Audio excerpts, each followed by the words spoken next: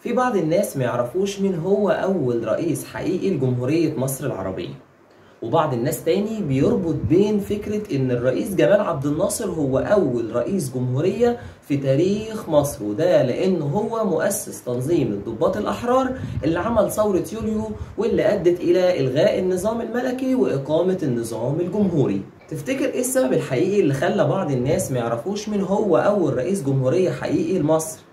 تعال نشوف. أول رئيس جمهورية حقيقي في تاريخ مصر هو الزعيم محمد نجيب، اللي هو نفسه كان رئيس مجلس قيادة ثورة 23 يوليو 1952. محمد نجيب اللي هو نفسه ما كانش قادر يحدد يوم تاريخ ميلاده بالظبط، وكان في كتابه اللي كتبه عن حياته محتار بين 3 تواريخ، لكن هو اللي اتسجل فعلا 20 فبراير سنة 1900. واتولد الزعيم محمد نجيب في السودان، اللي هي نفسها كانت جزء طبعا من المملكة المصرية، لأن مصر والسودان زي ما انتم عارفين كانت دولة واحدة. وكان محمد نجيب هو أكبر إخواته ال9، ووالده كان نفسه إنه يطلع مدرس أو محامي، مع إن والده هو شخصيا ضابط في الجيش.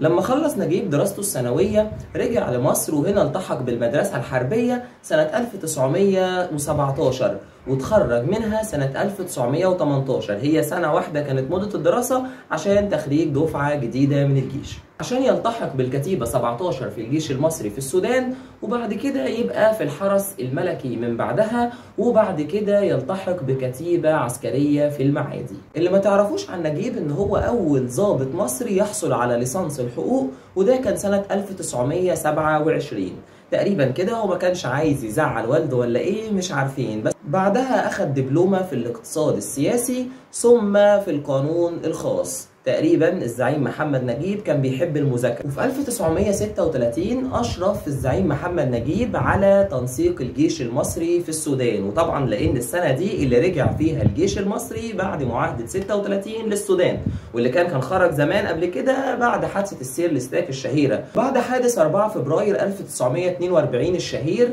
قدم محمد نجيب استقالته اعتراضا على التدخل الأجنبي في شؤون مصر الداخلية. انتوا فاكرين طبعا حصار الدبابات البريطانية لكسر عابدين عشان إجبار الملك فاروق على تشكيل وزارة برئاسة مصطفى النحاس باشا، فده ما عجبش اللواء محمد نجيب وقدم استقالته للملك، لكن الملك رفض بشدة هذه الاستقالة. بعدها في 1944 اتعين نجيب حاكم إقليمي لشبه جزيرة سيناء. وفي حرب فلسطين 1948 كان محمد نجيب قائد لفوج المشاة، وكان أثبت بسالة عظيمة جدا في الحرب دي، واتصاب فيها 3 مرات، ويعني كان بيلاقي إعجاب شديد جدا من كل الضباط المحيطين بيه، مع العلم إن نجيب نفسه ما كانش شايف إن الحرب دي لازم تحصل، لأن الجيش ما كانش مستعد من وجهة نظر. عشان يتحول نجيب بعدها وينضم لصفوف المعارضين من ضباط الجيش زي جمال عبد الناصر، اللي زي ما انتم عارفين أسس تنظيم الضباط الأحرار،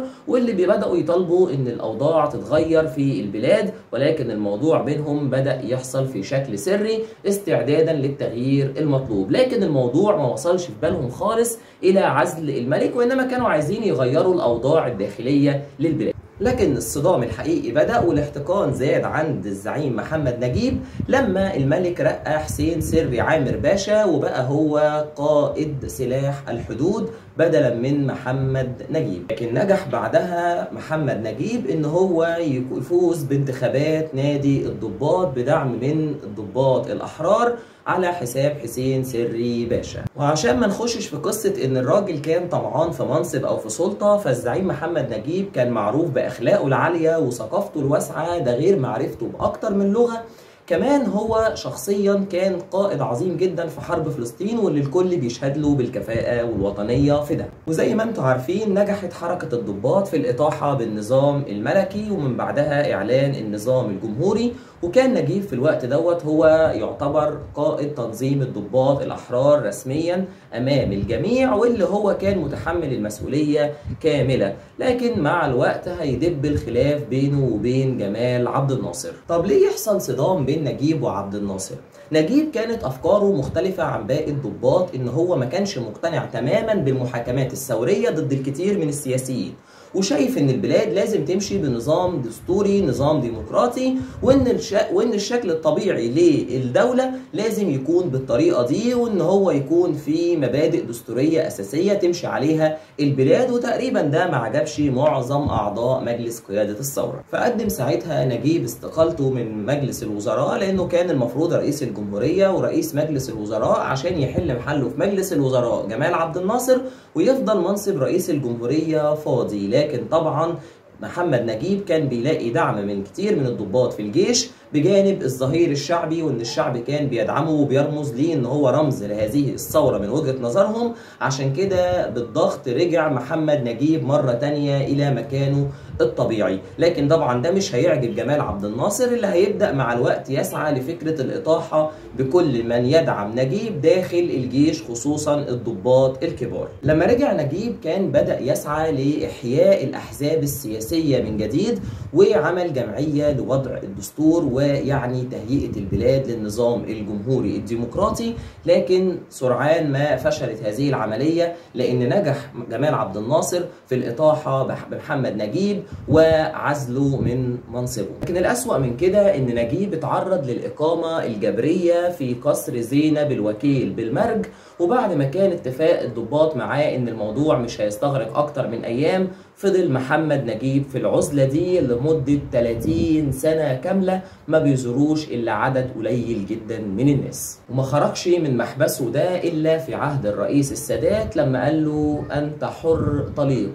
فمحمد نجيب ساعتها ما صدقش نفسه بعد كل الرقابة اللي اتفرضت عليه والعزلة اللي اتفرضت عليه في الفترة اللي قبل السادات، فكانت بالنسبة له مفاجأة كبيرة جدا. وكان نجيب زعلان جدا من اللي حصل معاه، وقال في مذكراته إن أنا وقفت مع الملك فاروق أثناء رحيله عن البلاد، وأكرمته في المعاملة لحد آخر لحظة قبل خروجه من مصر، وده على عكس ما حصل معايا من جمال عبد الناصر، وده شيء ما كانش يتوقعه إنه يحصل معاه أبدا. ومن ساعتها فضل اسم الرئيس جمال عبد الناصر يتكتب كأول رئيس لجمهورية مصر العربية حتى في الكتب الدراسية كنوع من أنواع تزييف التاريخ. لكن مع مطلع الثمانينات بقى ظهر اسم محمد نجيب من جديد في المناهج الدراسية كأول رئيس لجمهورية مصر العربية، وده لأن التاريخ مهما حاولت تزييفه مسير الأيام تمر والحقائق هي اللي هتبان أكيد، وده شيء ما فيهوش أي اختلاف. عشان كده الناس اللي بيتهموا التاريخ إن هو مزيف، حب أقول لهم دايما إن مهما البعض حاول تزييف التاريخ، ربنا سبحانه وتعالى بيظهر الحقائق بعد مرور سنوات وسنوات، ولو بعد حين زي ما انتم عارفين.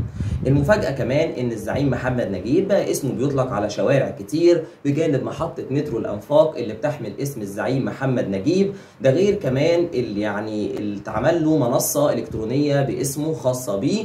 ده غير كمان برضو القاعدة العسكرية اللي باسم اللواء محمد نجيب، واللي افتتحت في مرسى مطروح في عهد الرئيس السيسي. في 1984 توفى الزعيم محمد نجيب بعد صراع سنوات مع مرض تليف الكبد، عشان يتعمل له جنازة عسكرية تليق بيه، وده كان في عهد الرئيس الأسبق محمد حسني مبارك. رحم الله الزعيم محمد نجيب.